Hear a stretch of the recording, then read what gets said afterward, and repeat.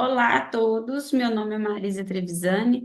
Hoje nós vamos ter a nossa terceira aula do minicurso Descelularização e Engenharia de Tecidos, da matriz extracelular ao scaffold funcional. Então, para essa terceira aula, nós vamos ver as aplicações clínicas e experimentais dos scaffolds descelularizados que a gente estudou até então. Os objetivos dessa aula são compreender as principais aplicações clínicas e experimentais dos scaffolds descelularizados, então vou trazer alguns exemplos para vocês. Analisar os desafios atuais enfrentados na translação dos scaffolds para uso clínico, discutir perspectivas futuras na engenharia de tecidos, e eu trouxe alguns exemplos do que eu trabalho, né, eu e o grupo de pesquisa ao qual eu faço parte, no laboratório de Genetec, que é o laboratório de genética humana e terapia celular da UFJF. Então, algumas aplicações clínicas que eu trouxe aqui, de alguns tecidos animais. Então, tem-se usado pele de outras origens, de origem xenogênica, por exemplo, pele de porco, pele de boi, para substitutos dérmicos. Então, a gente já tem até produtos comerciais feitos a partir desses materiais. Coração de boi e porco, utilizados em estudos de válvulas cardíacas suínas, sendo cogitadas como possíveis substitutos. Pulmão e traqueia, transplante, né? Tem até o caso da Cláudia Castilho, que teve a reconstrução das vias aéreas através dessas substituições. Sistema nervoso, fígado, rim, estudos in vitro, que esses estudos in vitro nesses materiais, eles substituem testes em animais muitas vezes. Então, isso é muito legal da gente pensar que muitas vezes esses materiais, esses scaffolds ou hidrogéis, outros tipos de biomateriais que podem ser construídos através desses tecidos e órgãos descelularizados, eles vão substituir os testes em animais. Então, são alternativas muito interessantes. Aqui eu trouxe para vocês um exemplo de um estudo que teve um coração descelularizado.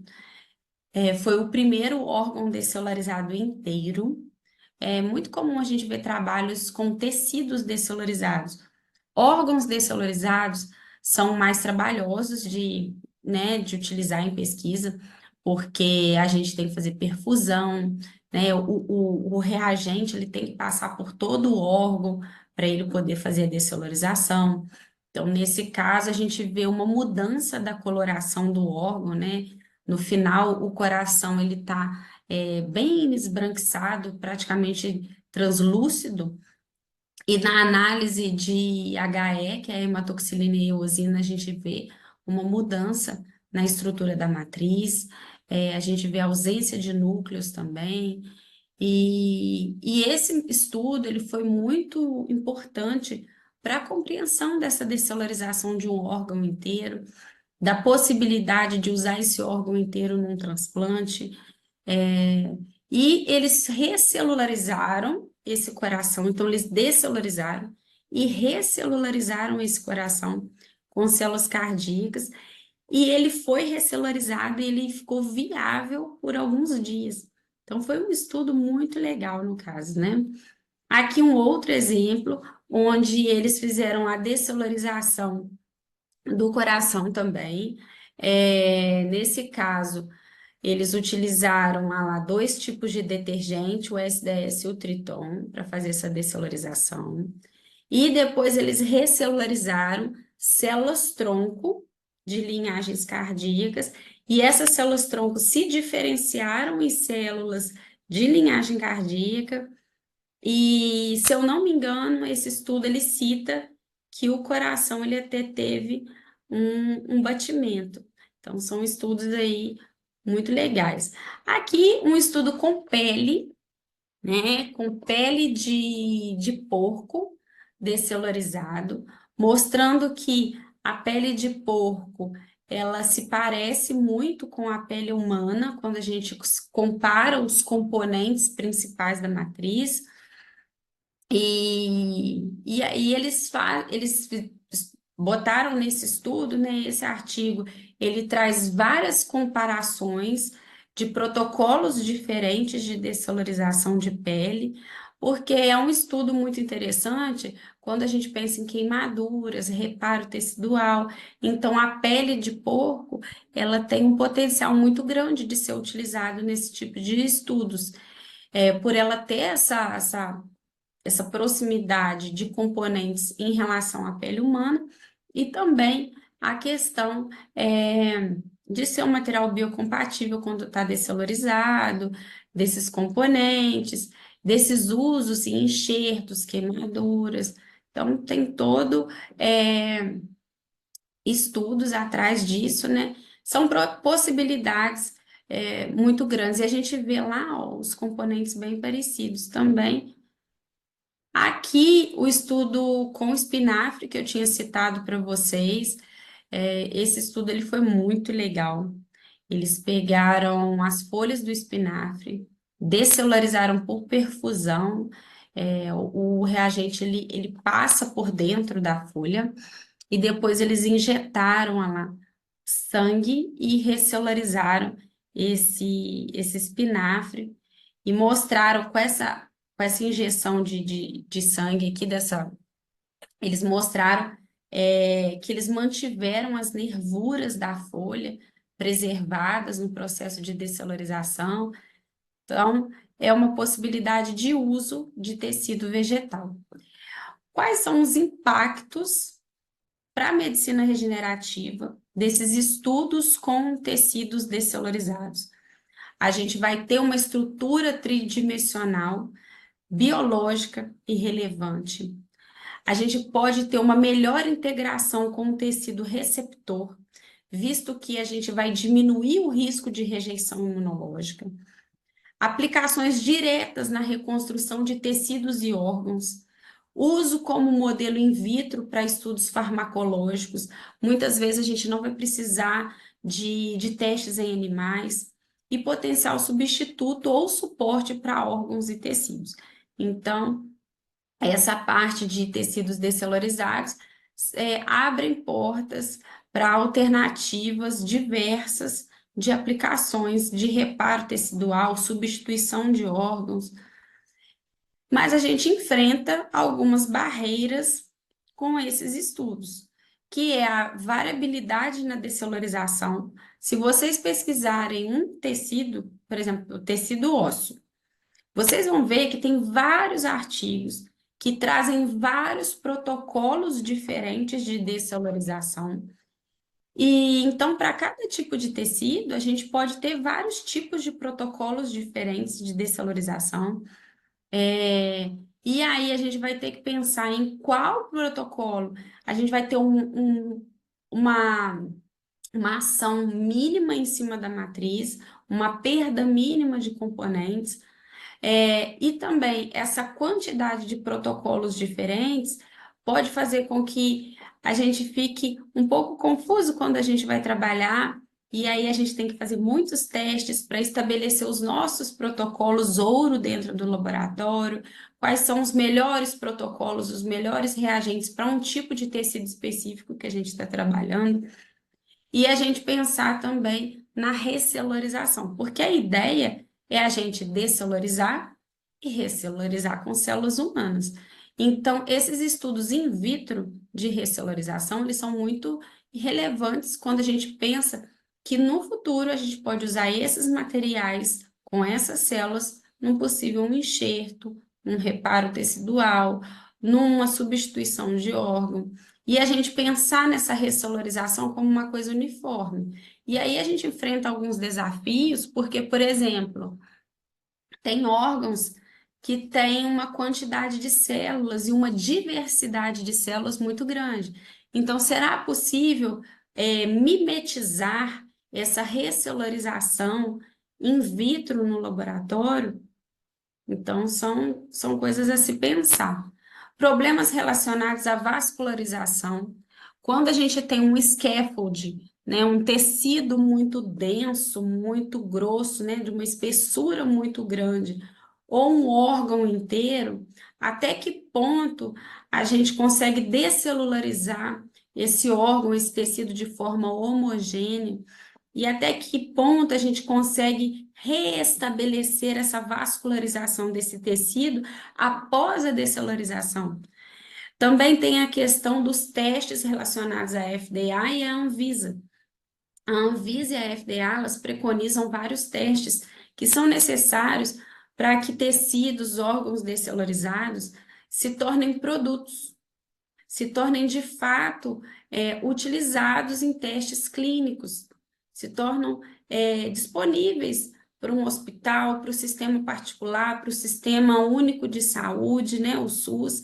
Então, antes de chegar no consumidor final, tem vários testes a serem feitos, ou até mesmo para uso veterinário. Tem muitos testes, né, que são necessários. E questões éticas e culturais também, porque tem certos países onde alguns animais são sagrados, então até que ponto uma população vai utilizar aquele material que é oriundo daquele, por exemplo, o osso de boi. Até que ponto, num lugar onde o boi é sagrado, eles vão se sentirem confortáveis de usar um enxerto que veio de um animal que para eles é sagrado. Então, a gente esbarra nessas questões éticas, culturais e que têm que ser levadas em consideração, porque até que ponto a população ela vai se sentir confortável em receber um órgão que era de um porco, que era de um boi, que era de uma planta, um tecido de planta. Então, por isso que as pesquisas são muito importantes para passar segurança para a população. Por isso que os testes eles têm que ser feitos da melhor forma possível para que a população ela entenda que aquele material é seguro, que aquele material foi testado, que aquilo ali está completamente caracterizado, né? Então e por isso que a gente precisa também de possibilidades, porque de repente num lugar onde o material ele não vai ser bem aceito porque ele traz tecidos de um animal sagrado ou de uma outra coisa referente à cultura, tem que ter uma outra possibilidade. Então, por isso que são testados vários tipos de tecidos para um reparo, são feitas várias pesquisas com órgãos diferentes, tecidos diferentes, de fontes diferentes, naturais, sintéticos, né? A gente aqui nessas aulas, a gente não falou dos materiais sintéticos, não era o nosso foco, quem sabe numa próxima, mas a gente também tem as possibilidades do sintético, combinar um material sintético com um material natural, tá? E a gente pensar que a gente tem um desafio da rejeição imunológica. Tem alguns estudos na literatura que mostram que eles descelularizaram o tecido, o órgão, mas que não alcançou aqueles parâmetros que a gente comentou da quantidade de DNA, da quantidade de núcleo, das bandas na eletroforese não foram alcançados. Então, será que esse material, que ele passou por um processo de descelularização, mas ele ainda tem um conteúdo alto de DNA remanescente, ou seja, ele não está descelularizado de fato, ele pode ser utilizado ou não? Né? Na grande maioria das vezes, não, porque ele vai levar a uma rejeição imunológica, a reações ali para o paciente, às vezes é um paciente que já está debilitado, então não é legal. Então, por isso que esses parâmetros, eles têm que ser seguidos de forma muito séria, e a gente tem que fazer os experimentos da melhor forma possível para comprovar que o nosso estudo, ele tem resultados fidedignos, tá?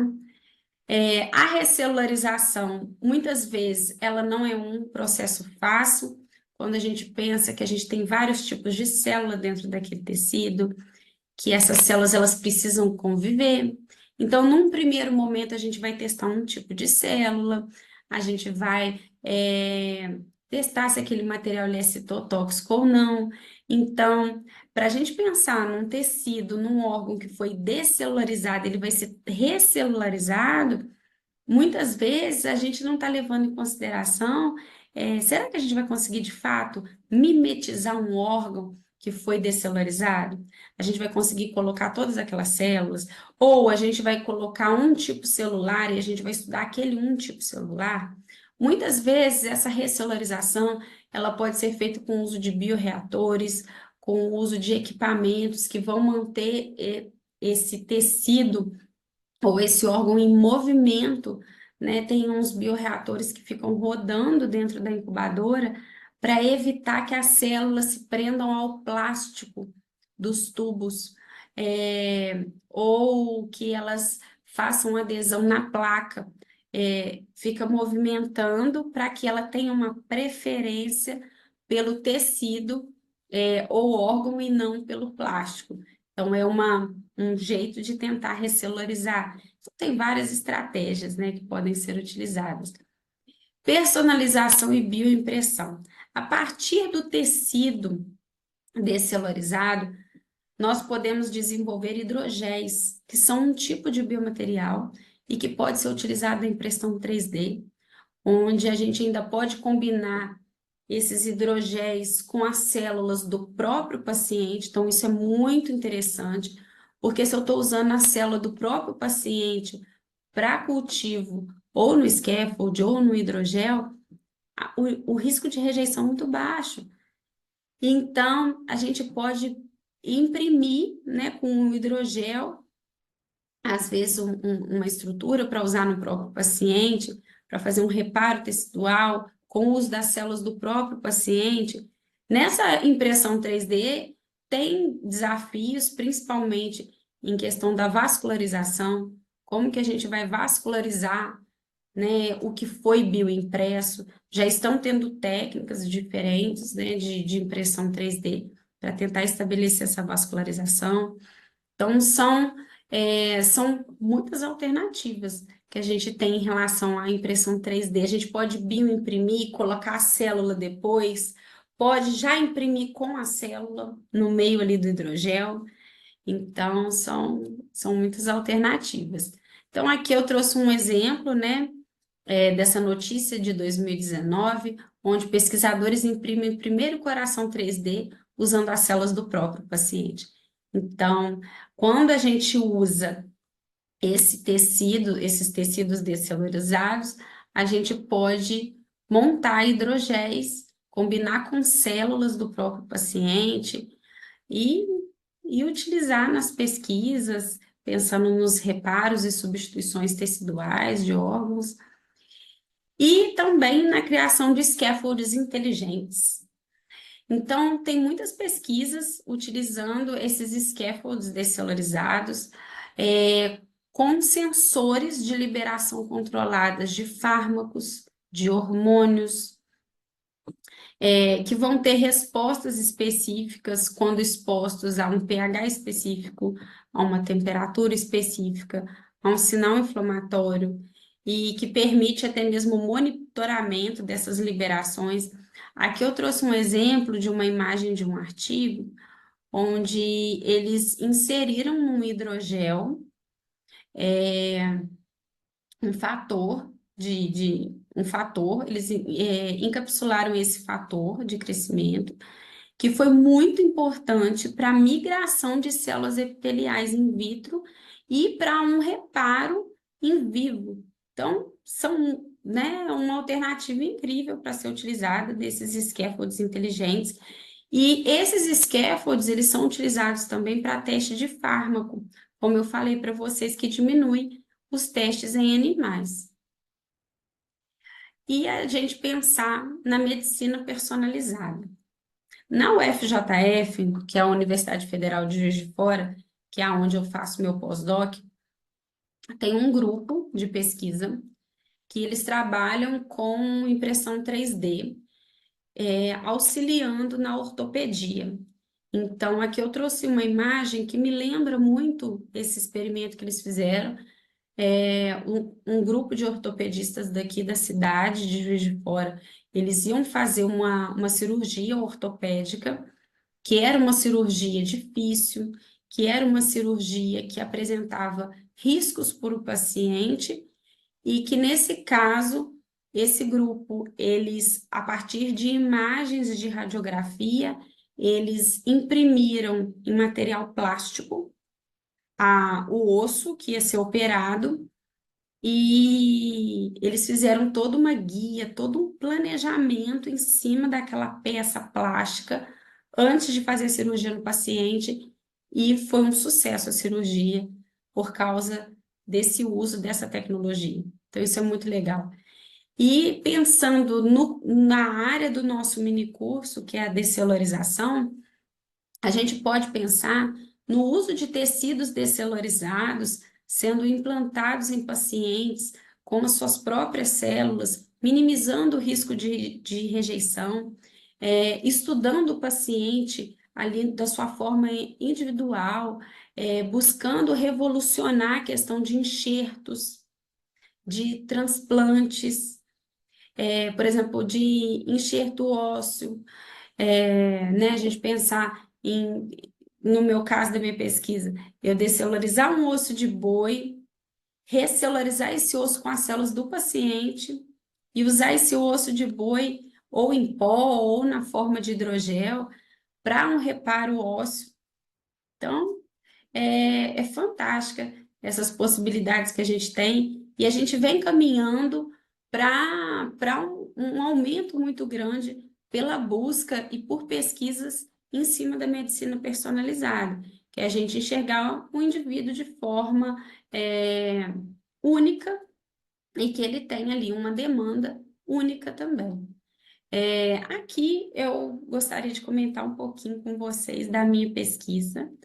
É, no ano de 2022, eu concluí o meu doutorado e, oriundo desse doutorado, saíram duas patentes, eu registrei duas patentes, uma do protocolo que eu e o grupo desenvolvemos de descelularização do osso bovino, e aqui eu mostro para vocês, né, uma imagem do DAP in natura e aqui do descelurizado. A gente ainda vê um núcleozinho brilhando aqui, mas ele não é suficiente para interferir nas análises que a gente fez.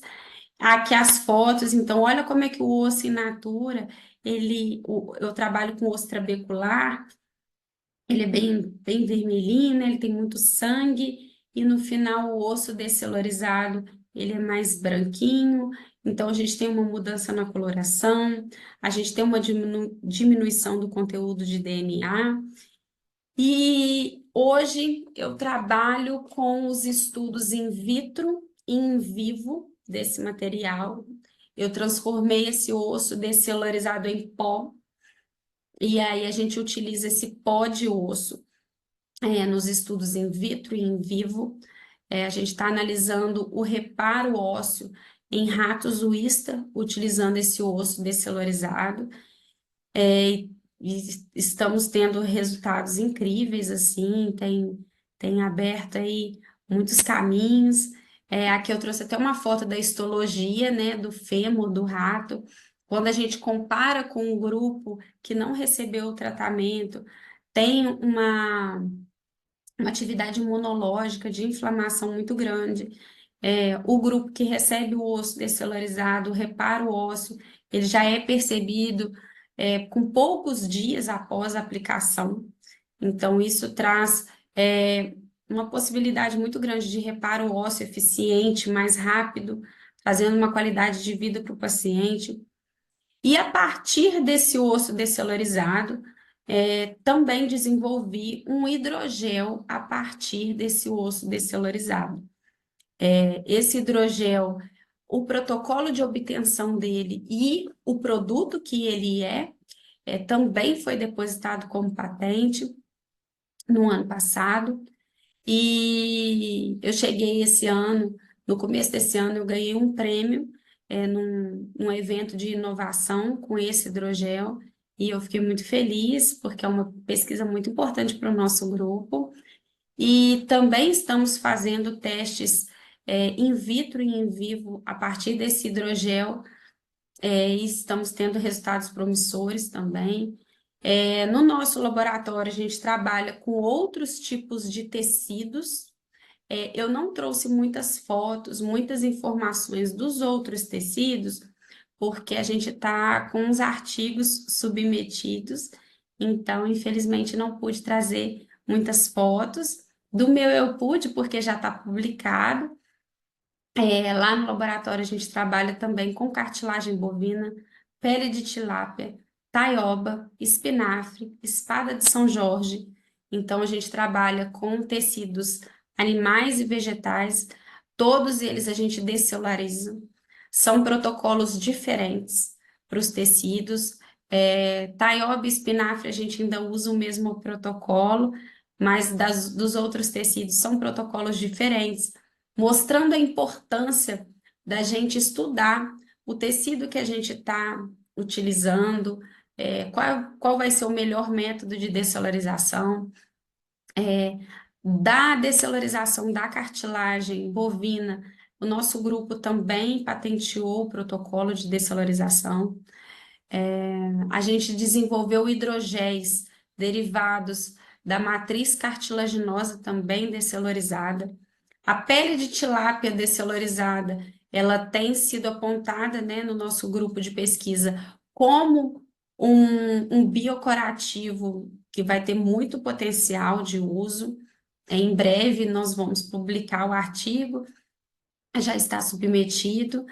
E então, espero que vocês tenham gostado desse assunto, dessa discussão toda, dessas informações. É um assunto que eu gosto muito, eu faço parte do laboratório já há bastante tempo, e todos esses tecidos que eu coloquei aqui nesse slide agora, eu participo de todas essas pesquisas, junto com os colegas do laboratório. Então, a gente tem visto essa área crescendo muito, são coisas que alegram muito o nosso coração. A gente vê as nossas pesquisas ganhando espaço, sendo reconhecidas, e é sempre muito bom compartilhar conhecimento, nos eventos científicos, a gente tem essa troca, é muito legal, e eu estou deixando aqui novamente os meus contatos. Se alguém tiver alguma dúvida, quiser mandar uma mensagem, fiquem à vontade. Espero que vocês tenham gostado. Para mim foi um prazer estar aqui com vocês, conversando, explicando um pouco, não só do meu trabalho, mas da teoria que envolve, né, todo esse processo. Então, um grande abraço para vocês, um ótimo congresso. Muito obrigada.